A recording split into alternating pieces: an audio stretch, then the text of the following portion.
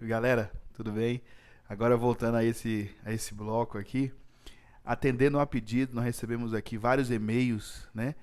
E nesses e-mails estavam solicitando o cálculo de porcentagem com números quebrados, que eu sempre boto fáceis e tal. Então, atendendo a pedidos, né? Foram vários e-mails que chegaram aí na nossa produção aqui. Então, eu vou fazer com vocês agora alguns exemplos de porcentagem com números mais quebrados. Então, por exemplo, o primeiro exemplo aqui seria 4% de R$ 128, ok? Então, como eu falei para vocês, na matemática, o Dadé-de-Dodu significa vezes. Dadé-de-Dodu é igual a vezes. 4% do, né? Se eu falasse assim para vocês, rapidamente, só para vocês entenderem. 2/3 do 7 quartos de 5/2 dá metade e aí vai embora. Tudo isso aqui vai ser vezes. Então vai ficar assim, ó, 2/3 vezes 7 quartos vezes 5/2 vezes meio. Tudo bem? Então, tudo isso é vezes. Dadé de Dodu é vezes. Então aqui, como você sabe, toda vez que o número acompanha esse símbolo aqui, esse número está sendo dividido por 100. Então a gente faz aqui, ó, 4 vezes 8, 32 vão 3. 4 vezes 2, 8. 8 mais 3, 11, foi 1. 4 vezes 1, 4 mais 1, 5. 512. 512 dividido por 100 ficou igual a... Anda duas casinhas decimais para a esquerda, então você conta 1, 2, resultado final 5,12. Então 4% de 128 é R$ 5,12. E se fosse os dois fossem fracionários, por exemplo, 3,5% de 25,50, né? Então, o que acontece aqui? O raciocínio é o mesmo. Você vai pegar, esquece por enquanto que tem que dividir por 100, ok? E aí você faz 25,50 vezes 3,5. Então vai ficar assim, ó. Vai ficar 5 vezes 0, 0. 5 vezes 5, 25, vão 2. 5 vezes 5, 25, mais 2, 27, vão 2. 5 vezes 2, 10, mais 2, 12. 3 vezes 0, 0. 3 vezes 5, 15, foi 1. 3 vezes 5, 15, mais 1, 16.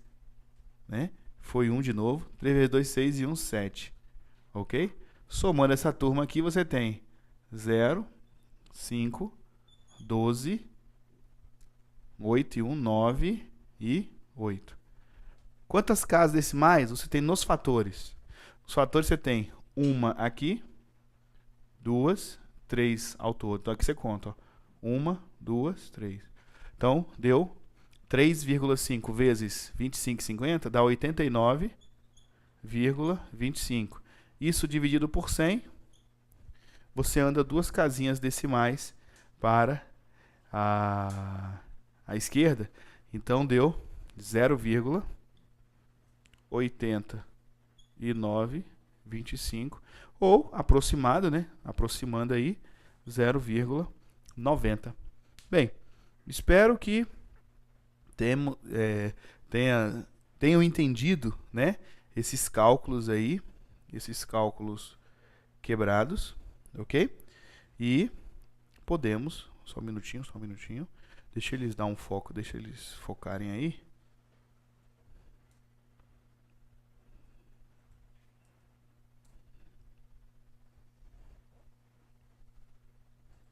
Beleza?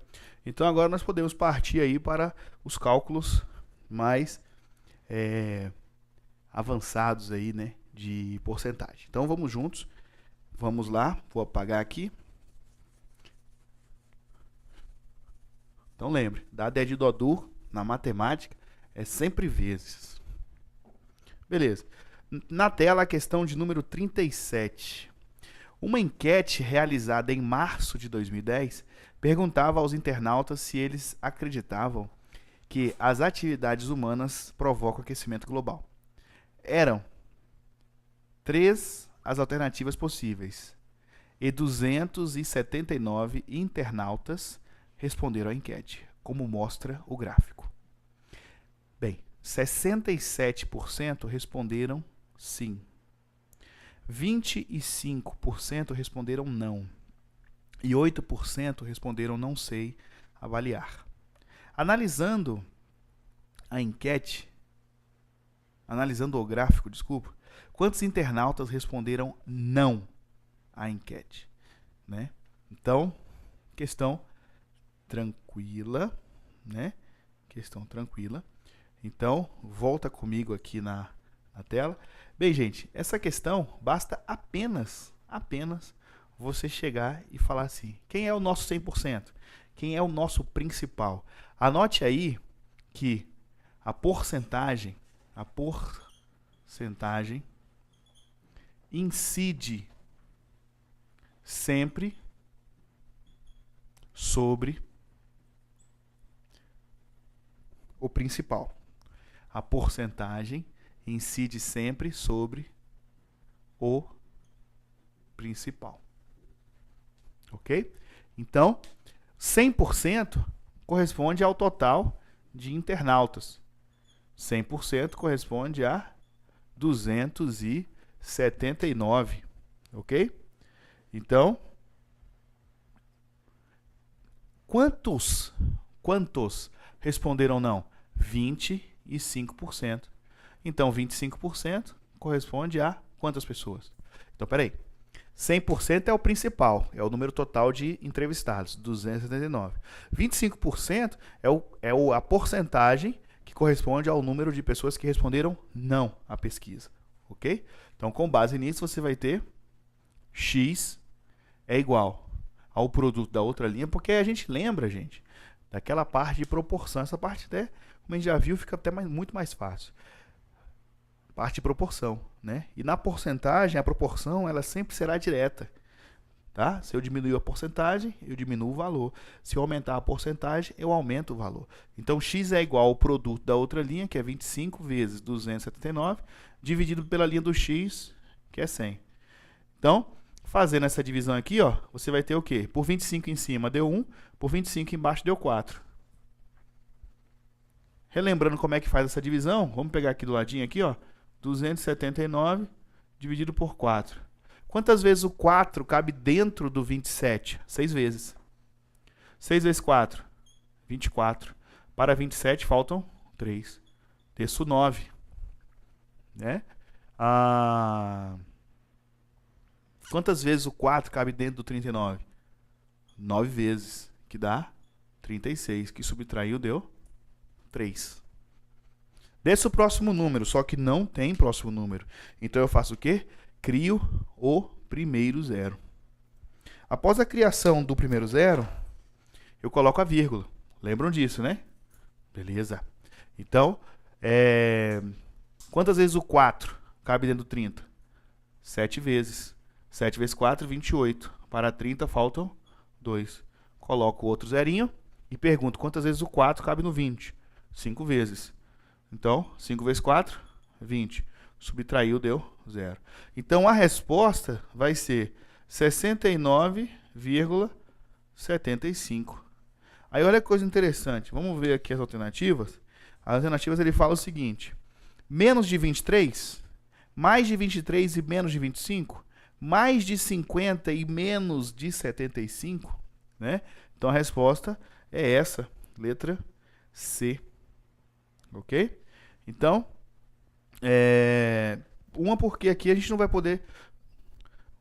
porque aqui a gente vai poder trabalhar com número de internautas, né, quebrados, né? Então, aqui a gente vai aproximar para 70 internautas. Então, nesse momento aí, você dá uma pausa, ok? E observa aí. Ok. Beleza. Eu queria treinar com vocês aqui, ao longo desses blocos todos, eu não percebi uma divisão que eu sempre gosto de explicar para os meus alunos, que é uma divisão que gera muita dúvida e erros nas horas de que a pessoa não tem calculadora, tá? Então, eu gostaria de fazer com vocês duas divisões. Uma primeiro envolvendo números inteiros, tá? Que é essa daqui, ó. 4.944 dividido por 48. Essa é a primeira. Antes de eu resolver, dá uma pausa aí e tente você resolver essa conta. Ok, então, voltando agora, eu quero resolver ela com vocês. E o seguinte, o jeito de fazer é o mesmo. Quantas vezes 48 cabe no 49? Uma vez. 1 vezes 48, 48. Nesse momento, você desce e deu o resto 1. Desce o próximo número, 14. Você já percebeu que o 14, ele não dá para dividir por 48. Então, muita gente já de quebra aqui desce o 4. Isso que eu vou fazer é errado. Desce o 4 e coloca aqui um 3. 3 vezes 8, 24. Vão 2. 3 vezes 4, 12. Mais 2, 14. Deu 0. Porém, se você fizer a volta, não dá 4.944. Então, aqui acontece o seguinte. Essa aqui é uma grande pegadinha de prova, que muita gente erra. Eu não falei com vocês assim, ó. Quantas vezes o 48 cabe dentro do 49? Você colocou uma vez. 1 vezes 48, 48. Subtraiu, deu 1. Desce o 4. Ficou 14. Aí você pergunta a mesma coisa. Quantas vezes 48 cabe dentro do 14? 0 vezes. 0 vezes 48 é 0. Subtraiu, deu 14. Agora sim eu desço o próximo número. E agora sim você coloca 3 aqui. Então, 3 vezes 48 dá 144. Então, essa divisão aí deu 103. E se fosse uma outra situação,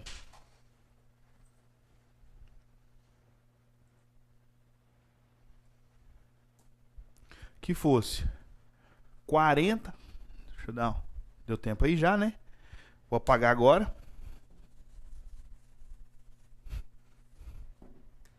47,7 dividido por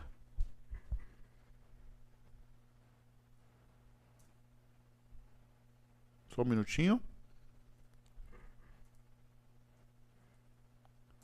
Dividido por 45. Bem, isso aí é uma divisão de números decimais. O primeiro passo é o quê? É você igualar as casas decimais. Então, nós temos aqui, no dividendo, uma casa decimal. E no divisor? Nenhuma. Então, eu boto vírgula, 0. Ok? Na sequência, o segundo passo é eliminar as vírgulas. Então, aqui você vai ter 47, com 7 ficou 477, dividido por 450. Então, ficou 477 dividido por 450. Quantas vezes o 450 cabe aqui dentro? Uma vez. Isso mesmo. Então, aqui você coloca 450. Subtraiu, deu quanto? 7 aqui e 2 aqui. Ok? Nesse momento, você vai descer o próximo número. Só que não tem próximo número. O que você faz, então? Você cria o primeiro zero. E nesse momento que você cria o primeiro zero, você coloca a vírgula. Isso aí está tranquilo. A gente vem fazendo isso aí constantemente. Só que o que está aparecendo, que eu ainda não tinha feito um cálculo desse com vocês, é que na hora que eu coloco o zero aqui, aqui virou um número que é o quê? Inferior a 450. Então você faz a mesma perguntinha. Quantas vezes 450 cabe dentro do 270? Isso deu um total de 0 vezes. Concordam comigo? Então, agora vocês entenderam a diferença de quando coloca a vírgula e de quando coloca o zero? Beleza. Então, aqui deu 0. Quando você subtrair, vai dar 270. Coloca o outro zerinho. E agora sim. Quantas vezes o 450 cabe dentro do 2.700. 6 vezes. 6 vezes 0, 0. 6 vezes 5, 30. Vão 3. 6 vezes 4, 24. Mais 3, 27. Subtraiu, deu 0. Ok? Beleza. Com isso, agora você já está liberado para fazer, né, a próxima questão aí. Nossa próxima questão. Só um minuto, só um minuto. Só um minuto. Ok.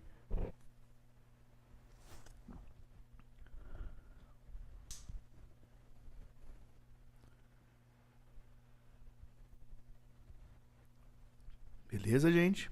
Tranquilo. Bem, com base nisso, nós podemos ir para a próxima questão. A próxima questão, ela é uma questão de razão especial. Essa prova, você tenha percebido que você tem que saber muitas razões especiais. Eu lembro que a primeira foi uma escala, que era comprimento do desenho para o comprimento real. Depois a segunda foi uma que eu trabalhei com vocês, foi uma de densidade demográfica, né? Que era o número de habitantes dividido pelo quilômetro quadrado, né? Depois nós tivemos também a questão de razão especial, aquela do IMC, né? Índice de massa corporal ou corpórea, né? Tivemos o IAC. Então, com isso, a gente está percebendo aí que a banca, ela gosta muito desses cálculos com razões especiais, né? A gente sabe que razão é uma divisão, né? Mas quando se trata de uma razão especial é porque ela segue um raciocínio, ela segue um objetivo, né? Segue como se diz, uma lógica. Então vamos juntos ler essa questão aí. A cor de uma estrela tem relação com a temperatura em sua superfície. Estrelas não muito quentes, cerca de 3.000 K, nos parecem avermelhadas. Já as estrelas amarelas, como o Sol, possuem temperatura em torno de 6.000 K. As mais quentes são as brancas ou azuis, porque sua temperatura fica acima de 10.000 K. A tabela apresenta uma classificação espectral e outros dados para as estrelas dessas classes. Se, então aqui, classe espectral 0O5, temperatura é 40.000, a luminosidade é 5.000 vezes 10 elevado à quinta, a massa é 40, o raio é 18, a classe é B0, né, 28.000, e aí vai explicando cada um. Se tomarmos uma estrela que tenha temperatura 5 vezes maior que a temperatura do Sol, qual será a ordem de grandeza dessa luminosidade? Então aqui, o primeiro passo é o seguinte: quando você está olhando aí, eu não vou voltar para mim ainda não, vou explicar para vocês aqui na tela mesmo. Quando você está lendo aí, o Sol está dizendo que a temperatura dele possui em torno de 6.000 K. Então, vamos dizer assim, aproximadamente, ok? E na tabela, a temperatura que está mais próxima de 6.000 K é o 5.770. Então, a gente pode classificar o Sol como G2, né? A temperatura dele é 5.770. E a luminosidade dele corresponde a 1. Então, a luminosidade corresponde a 1. Ok. Bem, ele falou o seguinte: se tomarmos uma estrela que tem a temperatura 5 vezes maior que a temperatura do Sol, qual será a grandeza da luminosidade? Primeiro passo, eu tenho que descobrir qual dessas está mais próximo de 5 vezes esse valor do Sol aqui. Então, volta comigo, né, rapidinho aqui. Então, 5.700, né? 5.770 é a temperatura do Sol, né? Desse aproximado. Então, quando eu multiplico esse valor por 5, eu encontro quanto? 5 vezes 0, 0. 5 vezes 7, 35 vão 3. 5 vezes 7, 35, mais 3, 38, vão 3. 5 vezes 5, 25, mais 3, 28. 28.850.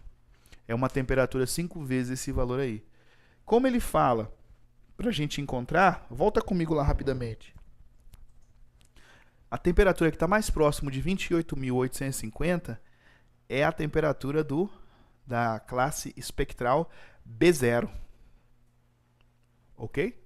E B0 tem uma luminosidade de 2 vezes 10 à quarta.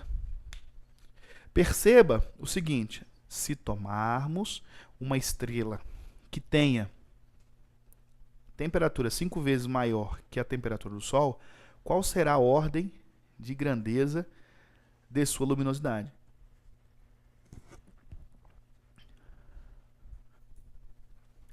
Gente, qual é a operação inversa à multiplicação? Não é a divisão? Então eu quero descobrir qual é essa ordem de grandeza. É só dividir. Para descobrir essa ordem de grandeza, basta dividir a luminosidade da grandeza, que é 5 vezes maior, pela luminosidade da que eu tenho. E no momento em que eu dividir 2 vezes 10 à quarta, dividido por 1, eu encontro quanto? Bem, 2 vezes 10 à quarta é só fazer o quê? Colocar o 1 mais 4 zerinhos. 10 à quarta é 1 mais 4 zerinhos. Eu tenho uma preocupação de que vocês entendam, né? Não apenas em resolver o exercício e tal, mas de que vocês entendam o que eu fiz aqui. Eu vou terminar essa questão e vou explicar uma coisinha para vocês de potenciação, bem simples, que vai ser muito útil para a gente daqui a pouco. Então, o total aqui é 20.000 vezes. 20.000 vezes. Ok?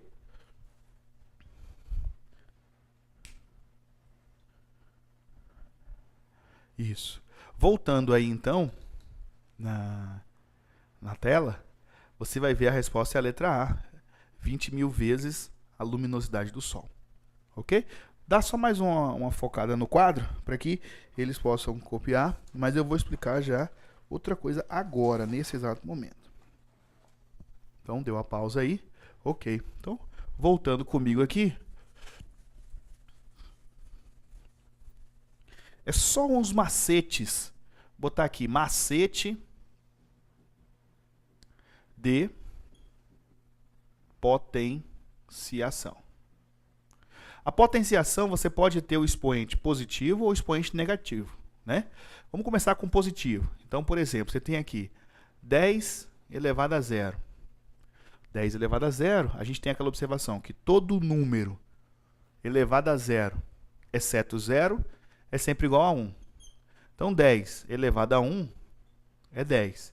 10 elevado a 2 é 100. Está observando? O expoente aqui determina quantos zeros eu vou colocar. Então, adivinha quanto que é 10 elevado a 6? 1, 2, 3. 1, 2, 3. É 1 milhão. Tudo bem. Ali vocês entenderam que 10 à quarta vai ser 1 mais 4 zerinhos, que vai dar 10.000. Beleza. Mas acontece o seguinte. Imagina que você tem essa situação aqui, ó. 30 ao quadrado. 30 ao quadrado. Depois, 50 ao cubo. E depois, 200, né? Parte interessante. 200 elevado a 4. E agora? Né? Então, essa que é a parte interessante aqui que eu ia passar para vocês, o macete. Vocês já entenderam que se aqui o expoente é 2 e aqui tem um zerinho, são 2 zerinhos. Mas para ficar mais lógico para vocês, eu pego a quantidade de zeros, que é 1, e multiplico pelo expoente. 1 vezes 2 é 2. Então, aqui você vai ter o quê? Na resposta, você terá 2 zerinhos. E quanto é 3 ao... Aí você esquece o zero. E quanto é 3 ao quadrado? É 9. Então, resultado, 900. Tudo bem? Perceba que é o mesmo raciocínio. Ó. 1 vezes 2, 2. E 1 ao quadrado é 1. Aqui nesse aqui. Aqui você tem um zero. Vezes 3, a resposta terá 3 zerinhos. Mas quanto que é 5 ao cubo? 5 ao cubo é 5... vezes 5, 25, vezes 5, 125. Então, aqui eu coloco 125. Resultado final, 125 mil. Adivinha como é que vai ficar isso aqui? 1, 2, 2 zerinhos. Vezes 4, dá 8. Vamos lá. 1, 2, 3, 4, 5, 6, 7, 8. E quanto é 2 ao quadrado? É 2 vezes 2. 4 vezes 2. 8 vezes 2, 16. Resultado final, você vai ter, né, 1 bilhão e 600 mil. Tudo bem? 1 bilhão e 600 milhões. Né? Ok. Então, nesse momento agora, eu chego para vocês. Deu a pausa aí? Beleza. Agora vamos com o expoente negativo, que é a parte em que você vai se tornar diferencial, né? Então, por exemplo, vamos de novo. Quanto que vale 10 elevado a 0? 1. Quanto que vale 10 elevado a menos 1? Bem, 10 elevado a menos 1, você faz o quê? Você pega o expoente, né? Você pega o expoente aqui e, desculpa, o expoente não, a base, e inverte. Então, você vai ter 1 sobre 10. No momento em que você inverte a base, o expoente fica com o sinal trocado. Então, fica positivo nesse caso aqui. E quanto que é 1 dividido por 10? 1 dividido por 10 é uma casinha para a esquerda. Então, vai dar 0,1. Seguindo esse mesmo raciocínio, você vai ter o quê? 10 elevado a menos 2 vai ser o quê? Vai ser 1 sobre 10 ao quadrado, que vai ser 1 sobre 100, que vai ser 0,01. Beleza, tranquilo. Então, 10 elevado a menos 3, aqui não vai ser zeros, e sim casas decimais. Eu coloco 1 e ando 3 casinhas decimais. 0, 0, 0, aí. 0,001. Tranquilo? Beleza, vou continuar aqui desse lado. Agora, imagina que você tivesse isso aqui, ó. 0,5 ao quadrado. Quantas casas decimais você tem aqui? Uma. Isso mesmo. E quanto que é 1 vezes 2? 1 vezes 2 é 2. Então, eu multiplico o número de casas decimais pelo expoente. Então, a resposta tem que ter 2 casas decimais. Esqueço isso aqui e faço 5 ao quadrado é 25. Mas a resposta tem que ter 2 casas. Então, eu conto 1, 2, resultado 0,25. Vamos dificultar um pouquinho mais. E se fosse 0,06 ao quadrado? Quantas casas decimais nós temos ali? 2. Certo? Então, 2 vezes 2 dá 4. Então, a resposta tem que ter 4 casas decimais. E quanto é 6 ao quadrado? 36. Você conta 1, 2, 3, 4. Ó. 0,0036. Tudo bem? Então, essas informações são mais úteis para a gente agilizar os nossos cálculos. Ah, professor, e se fosse 1,2 elevado a 2? Raciocínio é o mesmo. Quantas casas decimais eu tenho aqui? 1. 1 vezes 2? 2. A resposta tem que ter 2 casas decimais. Esquece a vírgula. Quanto é 12 ao quadrado? 12 ao quadrado você sabe que é 144. Mas a resposta tem que ter 2 casas decimais. Então, ficou 1,44. Tudo bem? Espero que esse macete aí tenha ajudado vocês, tá? A entender mais sem traumas, né, de como trabalhar com números decimais. Espero que tenha dado tudo certo aí. Até o próximo bloco. Valeu!